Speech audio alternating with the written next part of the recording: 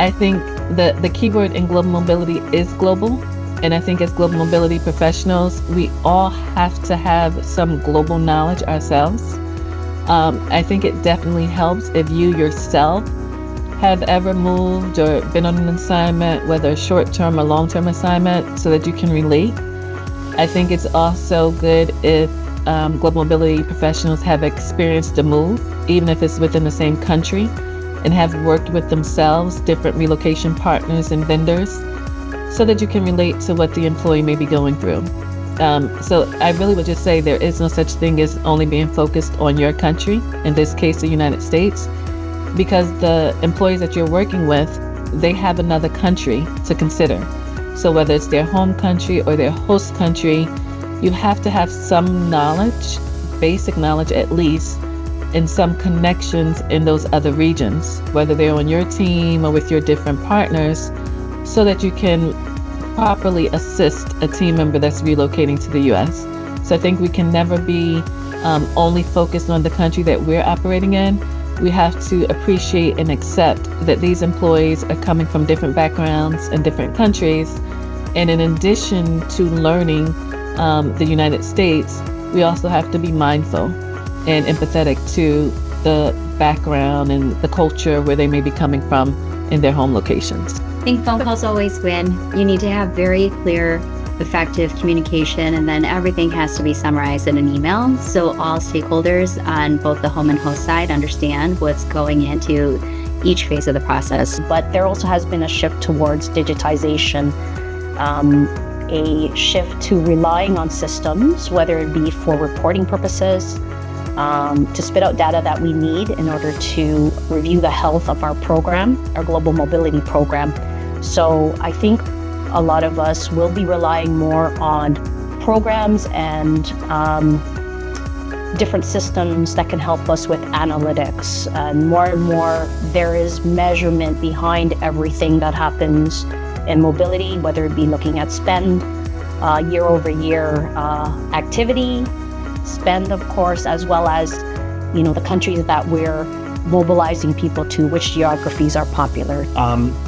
I expect technology to play a crucial role in our evolution as we introduce AI and data analytics to better manage compliance and risk and to track employee movement globally. So I would say the biggest challenge right now, I would say there's two main challenges. First, I would say is immigration. Depending on where an individual is coming from, the immigration timeline for, let's say, someone who wants to stay in the U.S. permanently is just a long, daunting process. So I would say, one of the things that always, for me, kind of keeps me up or makes me even just feel for the situations that some of our employees are in is just the time that it takes for them to go through the process and the uncertainty that they feel. So even in the best case scenario, what we can do to help, it still doesn't alleviate kind of the timelines and those sorts of things that people just have to deal with. I would say on the other side with relocation, I feel like we've had some challenges with, post-COVID era and individuals, in multiple aspects. We have some people who work at companies who have hybrid or 100% remote model.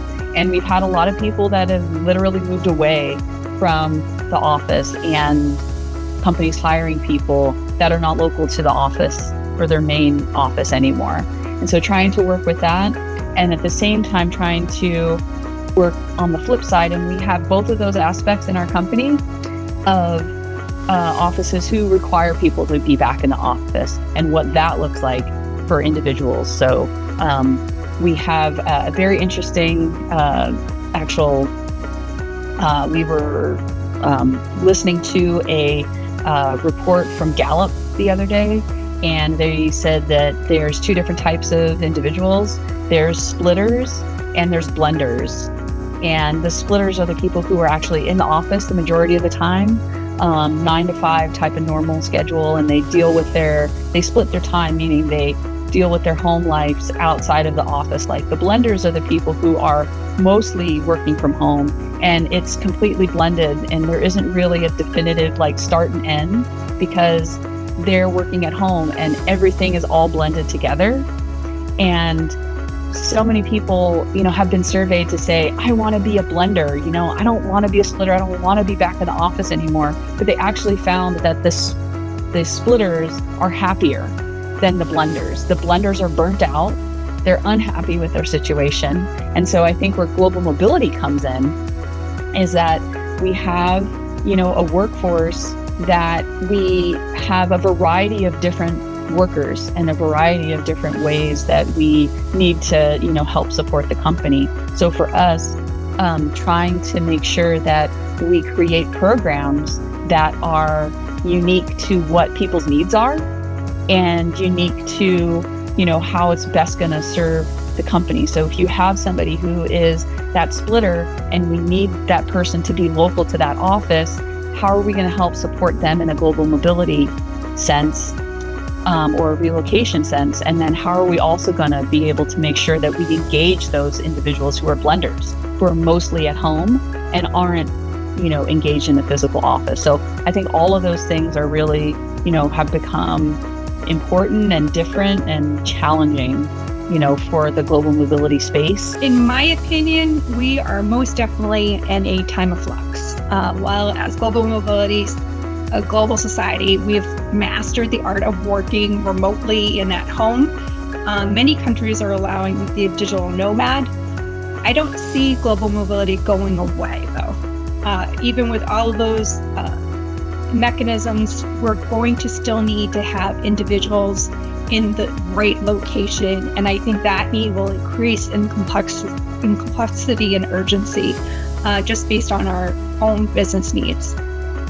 For the U.S. specifically, there are a variety of outside forces, like the retirement of most of the baby boomers by 2030 and the lack of the U.S. workers gaining STEM degrees. I think both of those absences of individuals who are usually in our local workforce is just going to necessitate the need to move individuals globally to maintain the needs of the businesses and the industries that we have in the U.S. To solve for just these two issues, global mobility can be used to support business for business continuity through short-term assignments and with knowledge transfers being a focus, or more traditional permanent transfer for difficult to fill roles. I think what's important is to ensure that there is due diligence done with respect to what all is involved in ensuring an individual is set up for success, whether that be ensuring that they have adequate cultural training, whether that be potentially considering the need to provide some sort of interest-free loan from a company standpoint to ensure that they are able to secure a car or to secure a home even, and ensuring that they have destination services. So someone who is helping them through facilitating setting up a bank account, helping them to facilitate figuring out how to mail something. My top tip would be to have a discussion before thinking of moving an assignee. Reach out to the global mobility team, discuss the logistics of moving that assignee, discuss immigration, discuss relocation, discuss tax implications. Quite often discussions start without involving global mobility, and then global mobility are sort of contacted halfway through the process. And then it's, we run into issues all because we weren't aware. And then we start providing the appropriate guidance and advice. And it's like, the teams that were working on this, there's a realization that, okay, maybe we shouldn't have done this. We should have notified global mobility first. So I would say the top tip is don't do anything without informing global mobility, because there are lots of challenges, complications, and compliance risks. Always listen to the person. That would be my key top tip. What we do is personally. Again, it doesn't get any personal than moving your stuff. And with moving your stuff comes moving all of your stuff, which means your background, your culture, your person, your family, everything that you are is being transitioned to another country, another state, another culture. So always listen to the person, listen to what is it that their priorities are, what is it that they are concerned about.